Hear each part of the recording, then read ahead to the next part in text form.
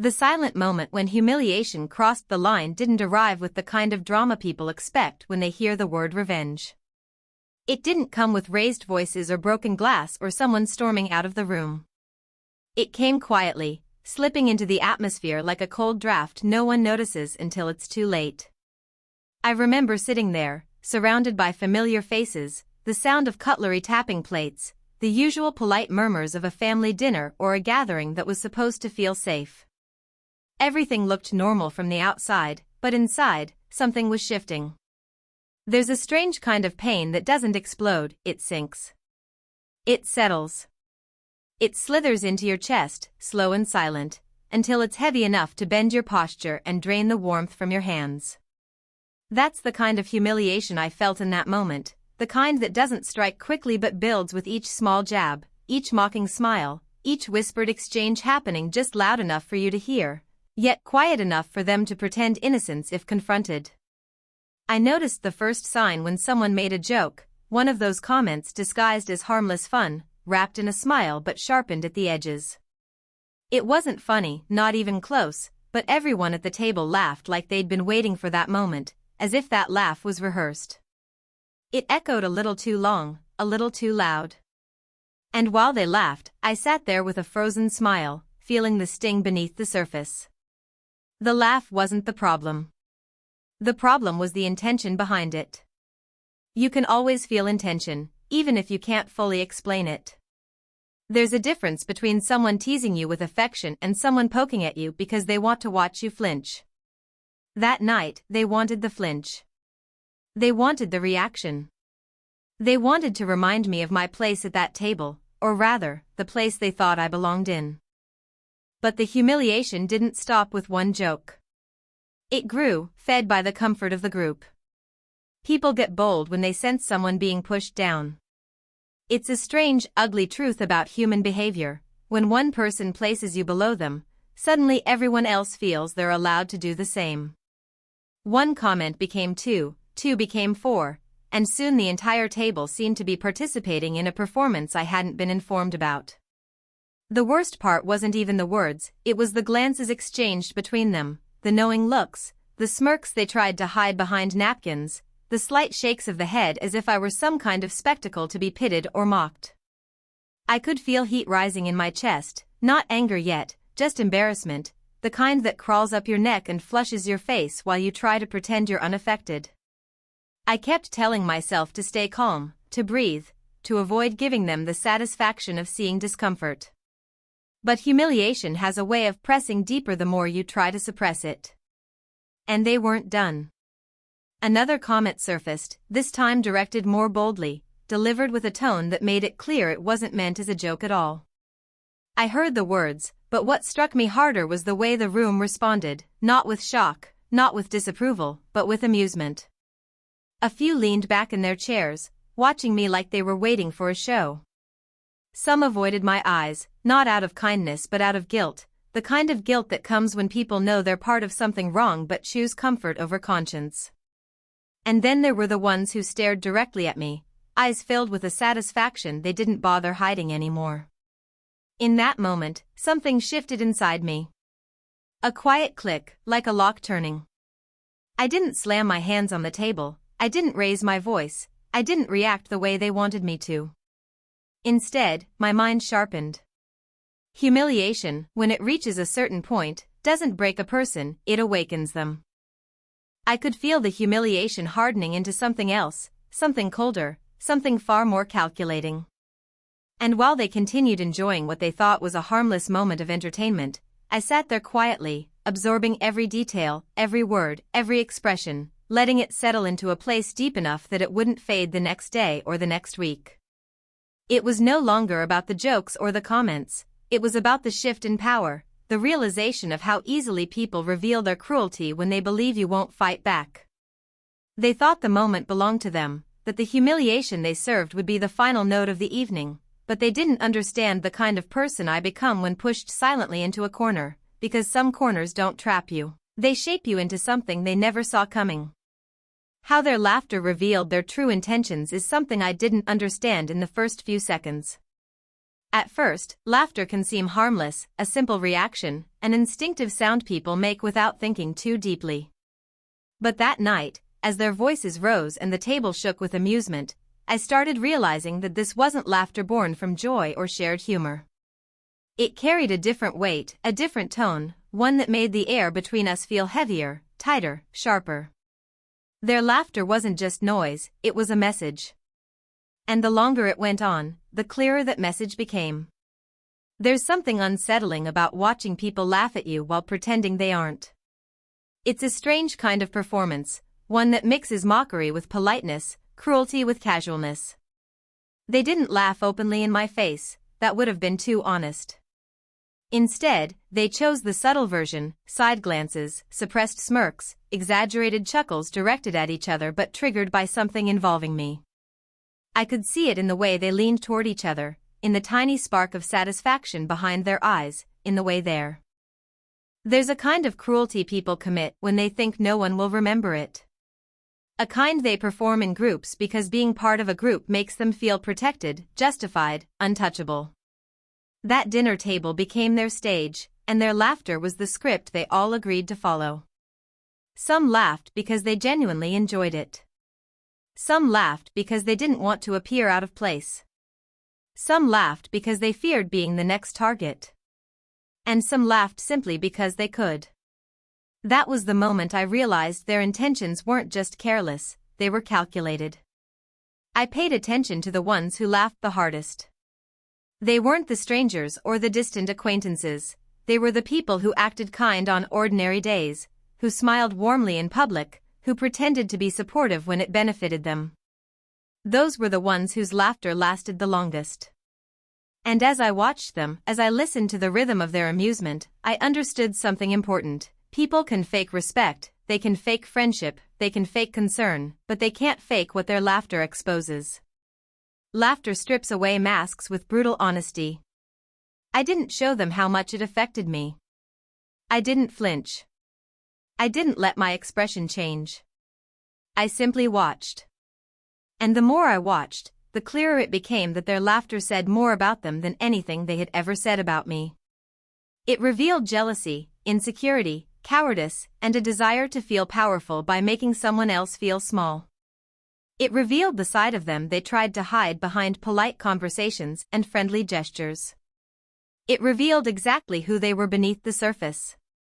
Their laughter became a map of their intentions, each chuckle pointing to a part of their character I had overlooked, each smirk outlining a truth I had ignored, each shared glance stitching together a picture I had refused to see. They thought they were humiliating me, that they were weakening me, that they were placi.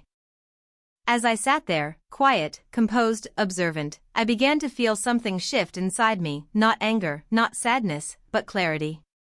A clarity that sharpens every detail, every sound, every expression. Their laughter no longer hurt, it informed. It showed me exactly how to deal with them, how to respond, how to turn the moment they thought they controlled into something they would never forget, because laughter might hide cruelty in the moment, but it also leaves a trail for those who are patient enough to follow it. The emotional shift that transformed hurt into strategy wasn't sudden or dramatic. It didn't arrive like a lightning bolt or some explosive realization. It happened slowly, quietly, almost invisibly, the way dawn creeps into a room before anyone notices the light changing. At first, I was simply hurt, deeply, unmistakably hurt. It was the kind of hurt that makes your chest feel tight and your breath feel shallow, the kind that makes you hyper-aware of every sound, every movement, every voice around you. I sat there absorbing everything, trying not to react, trying not to let them see how much their actions had fractured something inside me. But as the minutes passed, something else began forming beneath that hurt, something far stronger, far steadier than the sting of humiliation. It was the beginning of a strategy.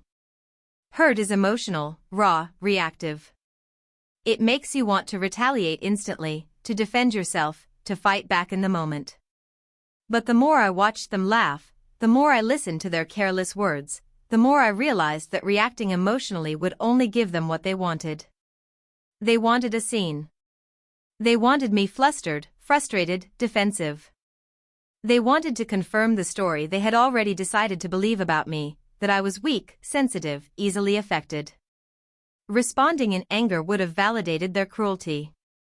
And so the hurt began to flatten, cool, and harden into something they didn't expect: clarity. Clarity is a dangerous thing, especially when combined with quiet observation. As I sat there, the world around me slowed down, the sounds dimming just enough for me to think clearly. Their voices became background noise, and instead of feeling overwhelmed, I began analyzing. One by one, I studied their faces, their expressions, their gestures. I noticed who initiated the mockery, who encouraged it, who followed along out of fear, and who stayed silent but didn't stop it. Every detail mattered, every reaction revealed something useful. It was as if the humiliation had opened a door inside me, not to pain, but to awareness. The shift from hurt to strategy didn't feel like a betrayal of my emotions, it felt like a reclaiming of control. I realized I wasn't helpless. I wasn't trapped. I wasn't powerless. They thought they had reduced me to someone who would sit quietly and endure, but what they had actually done was awaken a version of me that didn't need to raise my voice to make an impact. Strategy whispered where pain once screamed. And that whisper became a guiding thread, pulling me out of my emotional fog and into a mindset where every move mattered. I stopped focusing on how they made me feel and started focusing on who they were revealing themselves to be. Hurt asks, "Why are they doing this to me?" Strategy asks, "What does this say about them?" Hurt wonders if you deserved it. Strategy knows you didn't, and starts planning how to make sure they learn that too. Hurt is about emotion. Strategy is about intention. And once I stepped into intention, everything changed. My heartbeat slowed. My breathing steadied. My expression returned to calm. They didn't know it, but the moment I stopped feeling and started thinking, the balance of power shifted. They still believed they were in control, still believed their laughter placed them above me, still believed I was shrinking under the weight of their cruelty. But what they couldn't see was the quiet restructuring happening inside my mind. They were celebrating their moment, not realizing it would become the foundation of their consequences. I began replaying their words in my mind, not with hurt, but with analysis. Every insult, every joke, every dismissive gesture became information. Information that could be used, information that could be remembered, information that could be leveraged. Strategy is built on observation, patience, and timing, and they were giving me everything I needed without even realizing it. They thought they were humiliating me, but all they were doing was handing me the blueprint of their own downfall. The emotional shift wasn't about becoming cold, it was about becoming precise. Power doesn't always come from strength, sometimes it comes from patience. Sometimes it comes from being the one who waits, watches, and learns. I learned who among them was insecure, who sought validation, who followed the crowd, who had something to lose, who had secrets beneath their polished surface. Hurt couldn't have taught me that. Only clarity could. As the evening went on, the shift settled deeper into my bones. I wasn't reacting anymore, I was calculating. Not with malice, but with intention. I wasn't planning revenge out of anger, I was planning it out of understanding. Revenge born from anger is reckless. Revenge built from clarity is unforgettable. I wanted them to feel the weight of their actions, not through an explosion of emotion but through consequences they never saw coming. I wanted them to experience the same silence they forced on me, that suffocating, invisible humiliation that only grows heavier with time. The moment I realized hurt could be transformed into strategy was the same moment I stopped seeing myself as the victim of the situation and started seeing myself as the architect of what would follow. They had made their move, openly and proudly. Now it was my turn to make mine quietly and deliberately. And while they continued in their thoughtless laughter, enjoying the moment they believed belonged to them, I sat there constructing a response that would unravel everything they thought they understood about me. The emotional shift wasn't the end of the pain, it was the beginning of my power. Planning revenge with precision instead of anger began long before anyone realized I was no longer emotionally present at that dinner table. While they continued laughing, throwing casual cruelty across the plates and glasses, I felt myself detach from the hurt they intended to cause. The sting was still there, faint and lingering, but it no longer dictated my thoughts. Instead, my mind shifted into a mode that felt cold, steady, and strangely focused. I understood that if I allowed emotions to control my response, I would only give them another opportunity to mock, another moment to twist into their narrative. So I chose precision over impulse, silence over reaction, calculation over chaos. Precision required patience, and patience required observation. I watched them carefully, noting who played what role in that moment. The instigators, the followers, the silent ones who pretended neutrality, the ones who enjoyed the drama more than they should have. Each category mattered. Each person's involvement revealed something specific about their vulnerabilities and motivations. Revenge wasn't about harming for the sake of harm, it was about balance, about reminding people that their actions have consequences. And to deliver consequences effectively, you have to know your targets better than they know themselves. So I watched, and the more I watched, the more the structure of my plan began to take shape. Every smirk, every whispered comment, every glance exchanged across the table served as data. I wasn't thinking about how much they hurt me anymore, I was thinking about how to make them feel something of equal weight, something that would sit with them long after the evening ended. Precision meant not reacting at the table. Precision meant letting them believe they had achieved whatever twisted satisfaction they wanted. Letting them enjoy the illusion of dominance was part of the preparation. They needed to believe nothing had changed, that I absorbed their humiliation quietly. That misunderstanding would become the opening through which my revenge would unfold. I remained quiet, letting the conversation shift away from me, but internally, I was mapping possibilities. Revenge is not a single action, it is a series of intentional choices, each one placed carefully so that by the time the final moment arrives, the people who once felt powerful now stand stunned, unsure how the floor shifted beneath them. I considered their weaknesses, the things they cared about most, the image each one tried so hard to maintain. People reveal their insecurities through the things they mock in others. Their mockery of me hinted at their own fears. And fears make excellent enter. As the evening went on, I became more certain of my approach. This wasn't about revenge fueled by rage, it was about resetting the balance with intention. Revenge doesn't have to be loud to be effective. It doesn't have to be cruel to be powerful. Sometimes the most brutal revenge is delivered quietly, through actions so deliberate that the person on the receiving end feels the weight of their own behavior reflected back at them. I knew that when the time came, they wouldn't be able to blame anyone but themselves. Planning with precision felt like reclaiming ownership of the moment they tried to take from me. It felt like stepping back into my power, not by reacting but by preparing. And while they finished their meal, laughing as if they had won something, I sat there calmly, constructing the ending they never saw coming, the ending they unknowingly wrote for themselves the moment they chose to humiliate me in the first place.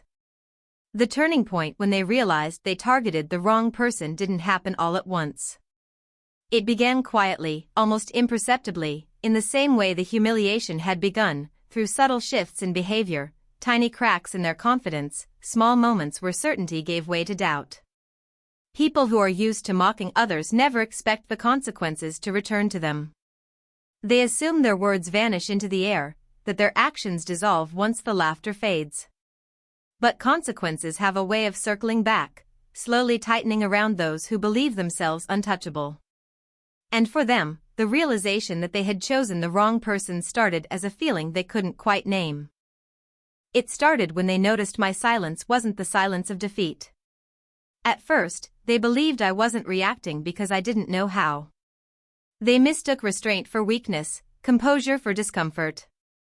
But after the dinner, when they saw me carrying myself with the same steadiness, the same calmness, something in their minds began to shift.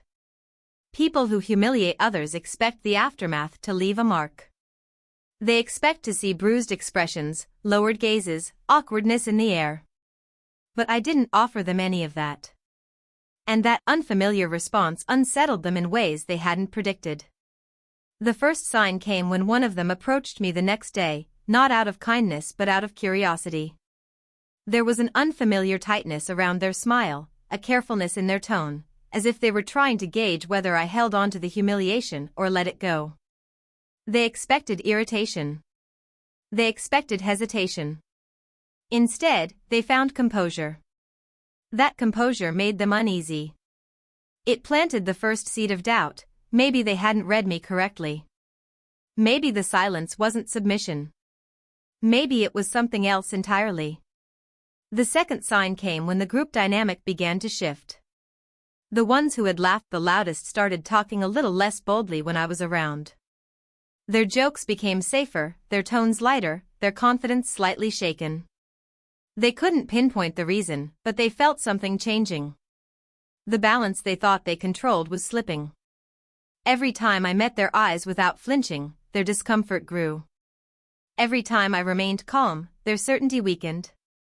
People expect revenge to be loud, emotional, impulsive. They don't expect it to be quiet. They don't expect it to be calculated. They don't expect it to exist in the space between gestures, in the silence of unspoken understanding. And because they didn't understand that, they began fearing what they couldn't interpret. Then the real shift happened, not in something I did, but in something they noticed happening around them. One by one, subtle consequences began appearing in their lives. An opportunity someone expected suddenly slipped away. A rumor someone once spread about others resurfaced and worked against them. A private embarrassment one of them had tried to bury found its way back into the light through entirely natural channels, channels I didn't have to nudge directly, just gently guide. Nothing traced back to me, nothing obvious, nothing dramatic. But each consequence mirrored something they had contributed to that night. And because the timing was so precise, because the impact was so personal, they began connecting dots they never intended to draw. This was the moment their confidence cracked. People who mock others always assume the person on the receiving end will react emotionally. They never imagine the person might respond intelligently. When they realized the consequences were too intentional to be coincidence, they began replaying their own behavior from that dinner, probably for the first time with genuine clarity. They remembered the jokes, the smirks, the cruelty disguised as humor. And beneath that recollection, fear began to form. Not fear of me as a person, but fear of the version of me they had awakened. Their discomfort deepened when they realized I wasn't angry. Anger would have comforted them. Anger is predictable. Anger is human. But I remained calm, steady, and even polite. That unsettled them more than any confrontation could have. They started treating me differently, more carefully, almost respectfully, though they would never admit it. The shift in their tone revealed what they were trying to hide. They no longer saw me as the easy target they had mocked. They saw me as someone capable of things they didn't expect, someone who didn't fight but calculated, someone who didn't react but responded with intention. The turning point crystallized in a moment where one of them avoided my gaze entirely. It wasn't accidental. It was the avoidance of someone who knows they've crossed a line and fears the consequence. The quiet dread in their eyes confirmed that the realization had fully settled. They understood, finally, that the version of me they thought they were humiliating wasn't the version that now stood before them. They had targeted someone they believed was passive, sensitive, easy to break. Instead, they discovered someone who could dismantle situations without raising a voice, someone who could shift power without drawing attention, someone they should have never underestimated. It dawned on them slowly, painfully, that the moment they mocked me wasn't a victory, it was the beginning of their own undoing.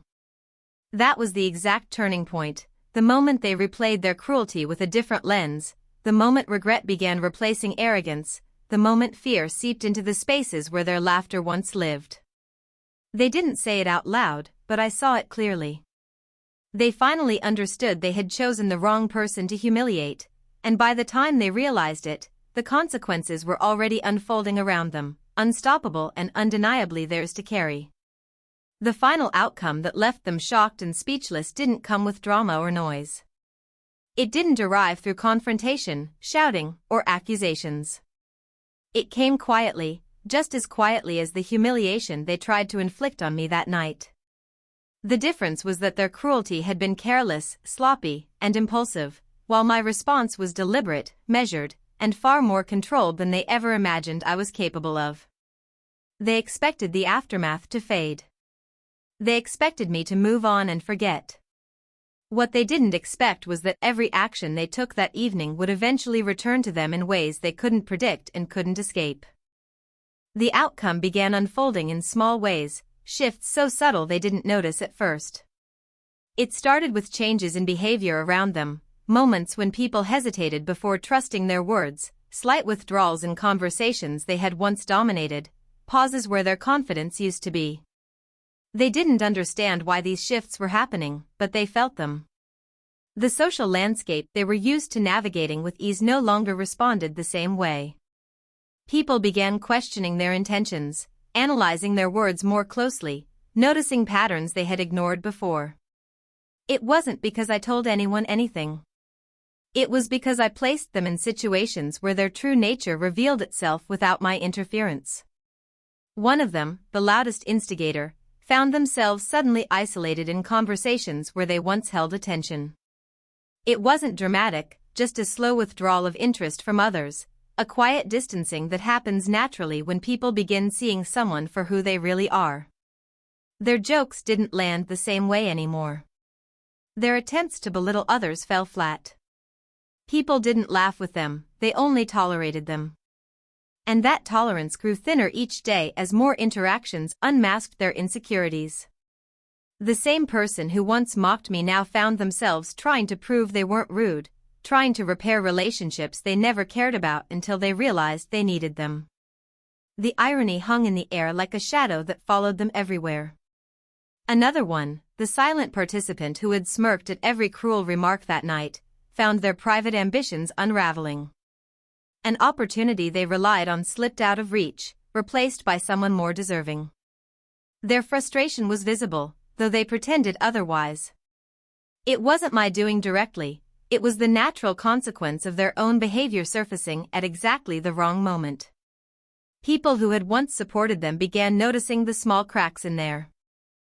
But the most revealing moment came when the group, as a whole, realized something had shifted permanently. There was a heaviness around them whenever I entered the room, a silence that stretched slightly too long, an awkwardness they tried to hide but couldn't. They didn't know how to behave anymore, unsure whether to act normal or cautious. Their uncertainty was the clearest sign of all, they no longer viewed me as someone they could dismiss. They didn't see me as a threat in an aggressive sense, but they saw me differently, someone who was not to be underestimated. Someone who absorbed disrespect but returned consequences in ways they couldn't recognize until it was too late. The shock on their faces wasn't sudden. It developed over time, layer by layer, as each consequence touched their lives. What surprised them most wasn't the outcome itself, but the realization that I never raised my voice, never retaliated publicly, never behaved like someone seeking revenge. That quietness unsettled them more than any loud confrontation ever could. People understand anger. They understand arguments. They don't understand silence, strategic, intentional silence that carries weight. That silence made them replay the dinner in their minds, questioning every moment, every smirk, every whispered remark. It made them aware of the cruelty they had dismissed as harmless. And awareness, once it settles, is impossible to shake off. The final outcome wasn't about their downfall, it was about their recognition. Recognition that their actions were the cause of everything unraveling around them. Recognition that they had misjudged me from the beginning. Recognition that strength doesn't always appear in loud forms, it often stands quietly, waiting, watching, choosing its moment with precision. They realized that the person they tried to break wasn't fragile. They realized that I handled the situation the way they never could have, with restraint, intention, intelligence. And that realization. There came a moment, subtle but undeniable, when I caught the expression on one of their faces, an expression full of something they had never shown me before. Not guilt, not regret, but respect, the kind that grows when someone finally sees the truth. Respect mixed with fear, because fear and respect often sit side by side in the minds of those who underestimate someone and then watch their assumptions collapse. That moment told me everything.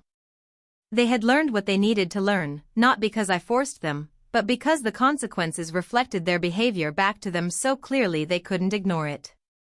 And though they tried to act normal, their posture changed, their eyes softened, their voices carried a caution that had never existed before. They didn't dare mock me again. They didn't dare test the boundaries they once crossed so easily. They didn't dare repeat the mistake that had cost them so much. Their shock was silent, but I saw it every time they hesitated, every time they measured their words, every time they avoided the smug confidence they once wore like armor. The outcome left them speechless, not because I sought revenge, but because I delivered consequences with a level of control they never imagined I possessed. Their silence wasn't fear of me, it was fear of what they had awakened inside me, the version of me they never expected to face, the version who responded not with anger, but with precision, patience, and undeniable clarity. Precision required patience, and patience required observation. I watched them carefully, noting who played what role in that moment. The instigators, the followers, the silent ones who pretended neutrality, the ones who enjoyed the drama more than they should have. Each category mattered. Each person's involvement revealed something specific about their vulnerabilities and motivations. Revenge wasn't about harming for the sake of harm, it was about balance, about reminding people that their actions have consequences. And to deliver consequences effectively, you have to know your targets better than they know themselves. So I watched, and the more I watched, the more the structure of my plan began to take shape. Every smirk, every whispered comment, every glance exchanged across the table served as data. I wasn't thinking about how much they hurt me anymore, I was thinking about how to make them feel something of equal weight, something that would sit with them long after the evening ended. Precision meant not reacting at the table. Precision meant letting them believe they had achieved whatever twisted satisfaction they wanted. Letting them enjoy the illusion of dominance was part of the preparation. They needed to believe nothing had changed, that I absorbed their humiliation quietly. That misunderstanding would become the opening through which my revenge would unfold. I remained quiet, letting the conversation shift away from me, but internally, I was mapping possibilities.